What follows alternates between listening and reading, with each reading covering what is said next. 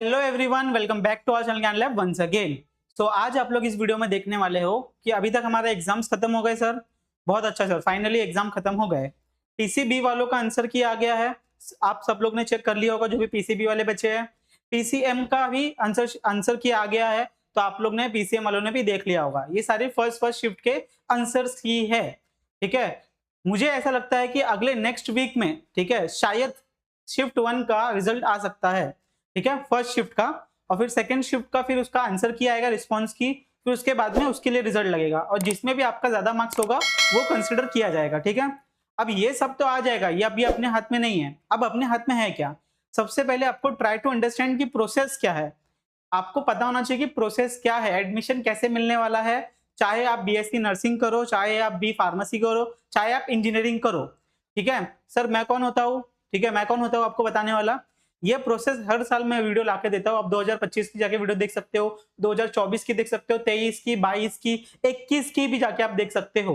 हर साल मैं ऐसी वीडियोस बना के सारे स्टूडेंट्स को बताता हूँ कि होने क्या वाला है। ठीक है, तो ये डिटेल में वीडियो समझो। ठीक है, थोड़ा सा टाइम लगेगा लेकिन आपको एक आइडिया मिल जाएगा कि मुझे पहले क्या करना है, फिर क्या करना है, फिर क्या करना है। ठीक है, तो यहाँ पे हम टोटल एडमिशन प्रोसेस के बारे में जानेंगे। ठीक है, तो स्टार्ट करते हैं हम लोग फटाफट। सबसे पहला तेरे पास जाते हैं। सबसे पहली चीज जो हमारी है वो है प्रोसेस। क्या है सर? प्रोसेस बता दीजिए। तो सबसे इंपॉर्टेंट जो हमारा प्रोसेस है, यहाँ पे देखो, सबसे इंपॉर्टेंट जो हमारा प्रोसेस है, सबसे पहला स्टेप क्या होगा हमारा? सबसे पहला स्टेप होगा कैंडिडेट रजिस्ट्रेशन। यस गाइस, आपको फिर से रजिस्ट्रेशन करना है। आपने अभी जो रजिस्ट्रेशन किया था वो एग्जाम के लिए था। अब जब ये विंडो चालू हो जाएगा रिजल्ट आने के बाद, है ना, 4-5 दिन में फार्मेसी के लिए एक अलग से विंडो आ जाएगी, इंजीनियरिंग के लिए एक अलग से विंडो आ जाएगी, बीएससी एग्रीकल्चर के लिए अलग से विंडो आ जाएगी। ठीक है, वहां पे जाके आपको फिर से न्यू रजिस्ट्रेशन क्लिक करके फिर से रजिस्टर करना पड़ेगा। और ध्यान से सुन लो, आप लोगों ने बहुत सारी मिस्टेक्स पहले कर ली है, लेकिन इस बार आपको मिस्टेक्स करना नहीं है, क्योंकि अगर इस बार मिस्टेक्स करोगे तो ये आपके एडमिशन पे भी इंपैक्ट कर सकता है। तो सबसे पहले आपको क्या करना पड़ेगा? फिर से रजिस्ट्रेशन करना पड़ेगा। उसके बाद में आपको फिर से लॉगिन बनाना पड़ेगा। आईडी और पासवर्ड आपको मिलेगा। जब आप लॉगिन करोगे ना, बनाओगे, रजिस्टर करोगे, तो आपको आपका एक नंबर मिलेगा। इंजीनियरिंग वाले को ईएन नंबर मिलेगा, फार्मेसी वाले को पीएच नंबर मिलेगा। ठीक है, और आईडी और पासवर्ड रहेगा, वो आपके पास एकदम जमा जमा करके रखना अपने पास। ठीक है, छुपा के रखना, किसी को वो देना नहीं है अपने को। उसके बाद में हम लोग, फिर आपका फॉर्म चालू होता है। फिर उसके बाद में हम लोग टाइप ऑफ कैंडिडेट देखते हैं कि आप कौन से टाइप के कैंडिडेट हो।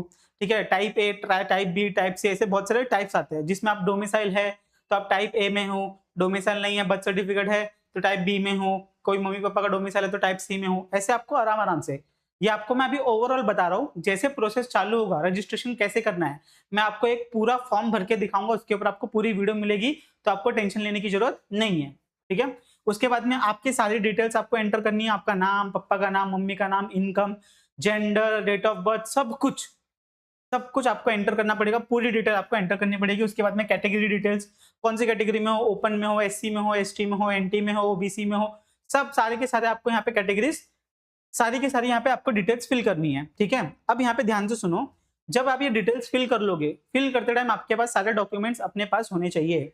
ठीक है सर, मैं अभी अप्लाई करूंगा तो दिक्कत हो जाएगी। ठीक है, क्योंकि जब आप डॉक्यूमेंट वेरिफिकेशन कराओगे, ये सब होने के बाद, है ना, डॉक्यूमेंट वेरिफिकेशन होता है, तो डॉक्यूमेंट वेरीफाई होना ही चाहिए। उसके लिए आपको आपके पास हार्ड कॉपी होनी चाहिए।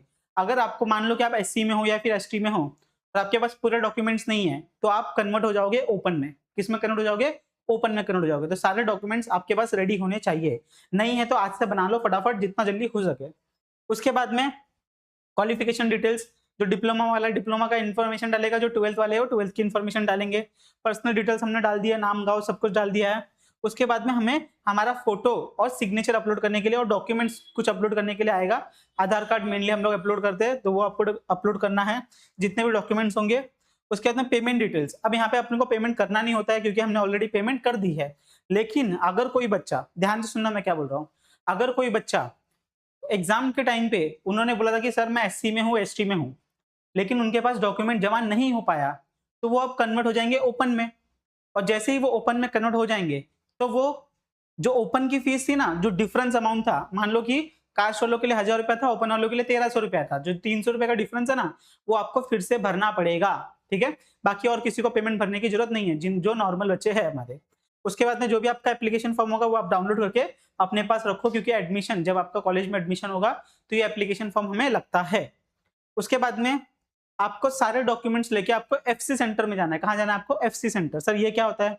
एफसी सेंटर मतलब जहाँ पे आप अपना डॉक्यूमेंट्स वेरीफाई करने जाते हो, ठीक है। ऐसे बहुत सारे सेंटर्स होते हैं, जैसे यहाँ पे मुंबई में वडाला में मैं आपको बता दूं तो यहाँ पे अपना है विजेटीआई, जहाँ पे आप अपने सारे डॉक्यूमेंट्स जाके फिजिकली 2 टाइप के वेरिफिकेशन कर सकते हैं।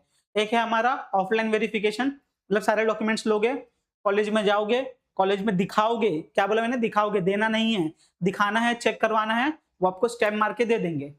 इसका मतलब आपका डॉक्यूमेंट वेरिफिकेशन हो गया, ठीक है। और दूसरा होता है ई वेरिफिकेशन, मतलब मान लो आप बहुत दूर रहते हो तो आपको अपलोड करने हैं सारे डॉक्यूमेंट्स, और कोई इंसान जहाँ कोई भी जो सेंटर आप जो अलॉट होगा उसको, वो वहाँ पे डॉक्यूमेंट्स ऑनलाइन वेरीफाई करेंगे। अगर सारा सही होगा तो वहां से आपको ई वेरिफिकेशन मिल जाएगा, ठीक है। 2 टाइप के वेरिफिकेशन होते हैं। उसके बाद में कंफर्मेशन हो गया, वेरिफिकेशन हो गया, बस खत्म काम। एक बार वेरीफाई हो गया, एक बार वेरीफाई हो गया तो आपका काम खत्म। आपने रजिस्ट्रेशन कर लिया, ध्यान से सुनो, रजिस्ट्रेशन कर लिया, इंफॉर्मेशन भरती, जो डॉक्यूमेंट मांगा अपलोड कर दिया, वही जितने भी डॉक्यूमेंट्स अपलोड किए थे वही आपने सारे वेरीफाई करा लिए, वेरीफाई करा लिया, काम खत्म। एक बार आपके लॉगिन में लिख के आ गया ना कि डॉक्यूमेंट्स वेरीफाइड, तो आपका पहला स्टेप खत्म, ठीक है। लास्ट डेट आएगी, लास्ट डेट के बाद फिर आपका एक नया चीज चालू होगा। मान लो कि बहुत सारे बच्चे सीईटी का एग्जाम देते हैं लेकिन सारे बच्चे एडमिशन नहीं लेते, तो जो बच्चे एडमिशन लेते हैं वो फिर से यहाँ पे रजिस्ट्रेशन करेंगे। तो मान लो कि 7 लाख बच्चों ने दिया एग्जाम, लेकिन उसमें से खाली 5 लाख बच्चों ने फिर से, अभी उनको 5 लाख में से कुछ को फार्मेसी करना है, कुछ को इंजीनियरिंग करना है, तो वो अलग अलग हो गए। तो अब उन बच्चों में आपका कितना रैंक आता है, तो वो आपको रैंक मिलेगा। बहुत सारे टाइप के रैंक होते हैं, स्टेट रैंक होता है, कैटेगरी रैंक होती है, यूनिवर्सिटी रैंक होती है, ऐसे बहुत 75 टाइप के रैंक्स होते हैं, ठीक है। तो इसके बारे में भी समझते हैं। एक बार हमारा वेरिफिकेशन हो गया, उसके बाद क्या करना है सर? उसके बाद डॉक्यूमेंट वेरिफिकेशन हो गया, उसके बाद क्या करना है? उसके बाद आपका लगेगा display of provisional merit list. मतलब क्या सर?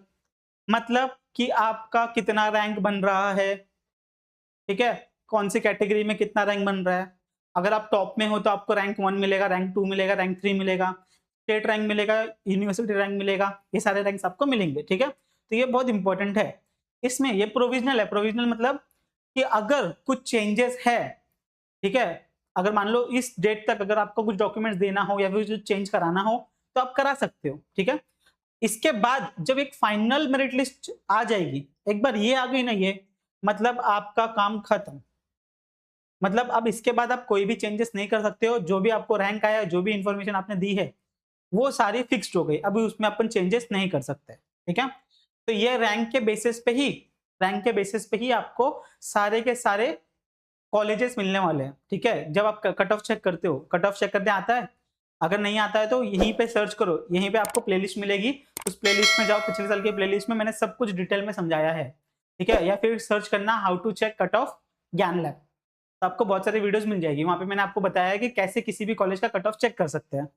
और अगर चाहिए तो नया वीडियो भी मैं बना दूंगा, कमेंट करके बता देना। इस वीडियो पे 100 लाइक आ जाएगी तो मैं यहाँ पे आपको वीडियो बना के दे दूंगा how to check cut of.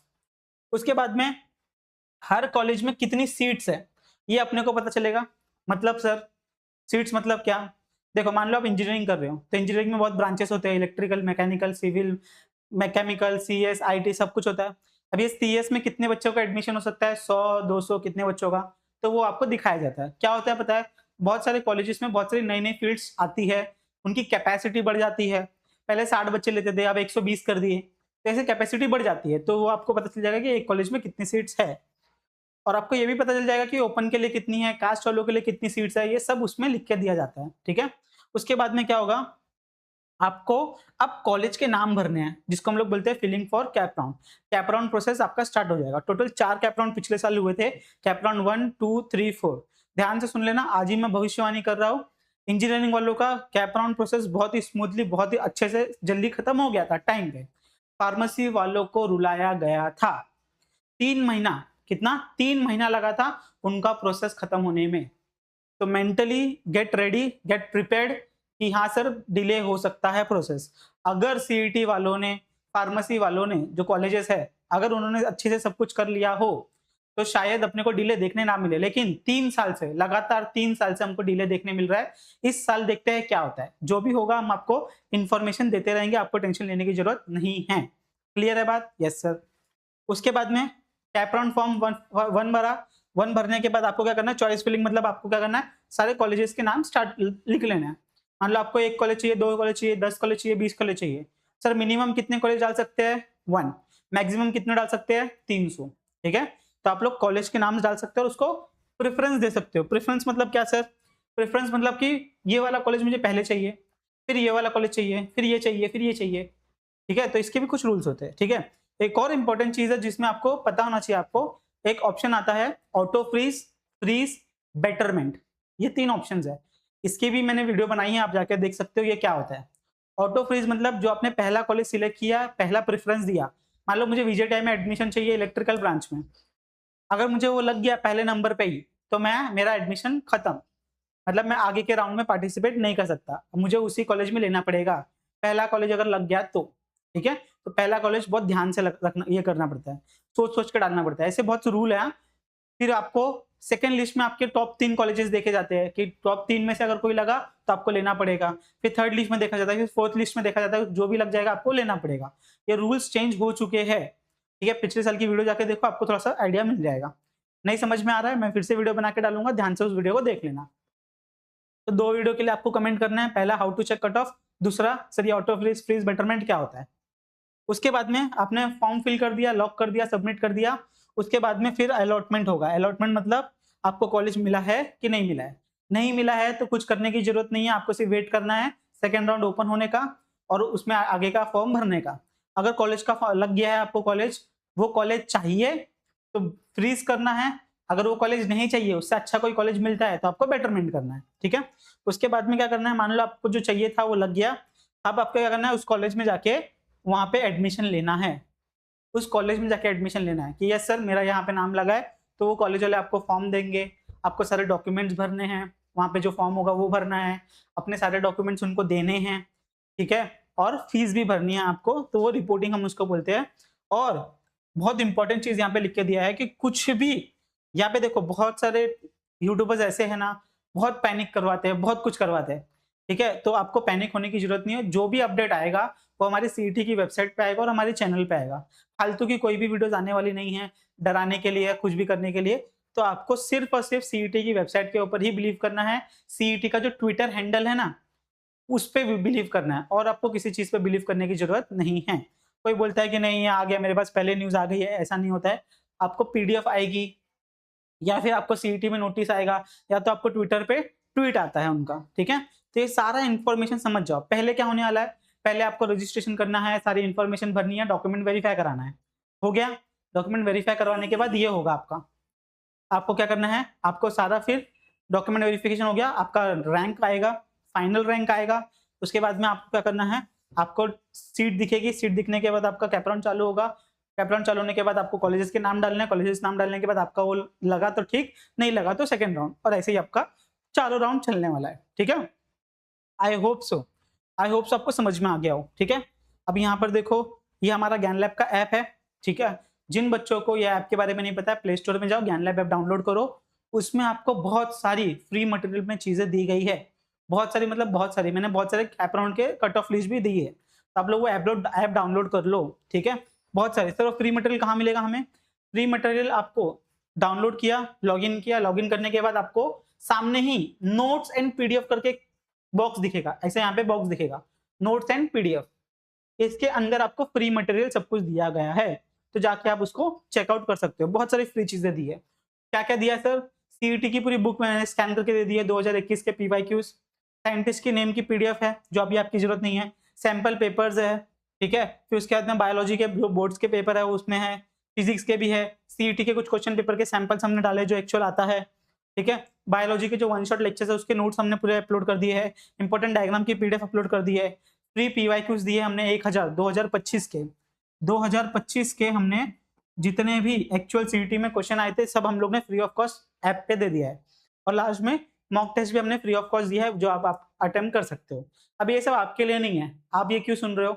अब अपने जूनियर्स को बताओ, उनको बोल लो कि भाई ऐप डाउनलोड कर ले, कोर्स खरीदने की जरूरत नहीं है, कोर्स बाद में देख लेना, चाहिए रहेगा तो, लेकिन अभी जो फ्री में दिया है उसका इस्तेमाल कर ले भाई। क्या बोलोगे? उसका इस्तेमाल कर ले, ठीक है।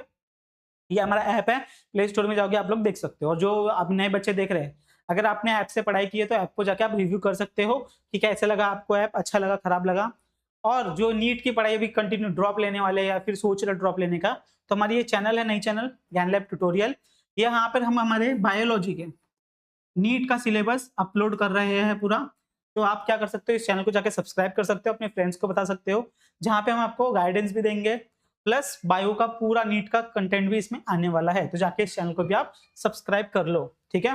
प्लस जो मैंने अभी आपको बोला था, इसका स्क्रीनशॉट ले लो, इसको स्कैन करोगे तो हमारा ऐप ओपन हो जाएगा, डाउनलोड करना है डाउनलोड कर सकते हो, और अगर रिव्यू करना है तो आप इसको रिव्यू भी कर सकते हो। ले लिया स्क्रीनशॉट, ठीक है, रिव्यू कर लोगे अच्छा रहेगा, ठीक है। प्ले स्टोर में जाके रिव्यू दे दो कि कैसे लगा ऐप, अच्छा लगा, खराब लगा, कोई दिक्कत वाली बात नहीं है, आप कुछ भी बोल सकते हो, ठीक है।